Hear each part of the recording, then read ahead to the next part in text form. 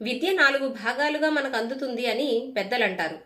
ఎవరి వద్ద నుండి ఏ భాగం ఎలా అందుతుందంటే, ఆచార్యాత్ పాదమాధత్తే పాదం శిష్యస్వమేధయా పాదం సబ్రహ్మచారిభ్యః పాదం కాలక్రమేణ చ. 4 భాగాల విద్యలో మొదటి భాగం గురువుగారు పాఠం చెప్తూ ఉన్నప్పుడు శ్రద్ధగా వినడం వల్ల అందుతుంది. రెండవ భాగం పాదం శిష్యస్వమేధయా, గురువుగారు చెప్పిన పాఠాన్ని శిష్యుడు స్వయంగా మళ్లీ చదివి అర్థం చేసుకునే ప్రయత్నం చేసినప్పుడు రెండవ భాగం అలవడుతుంది. మూడవ భాగం పాదం సబ్రహ్మచారిభ్యః, తన తోటి విద్యార్థులతో తనకు తెలిసిన ఆ విషయాన్ని గురించి చర్చించినప్పుడు మూడవ భాగం అందుతుంది.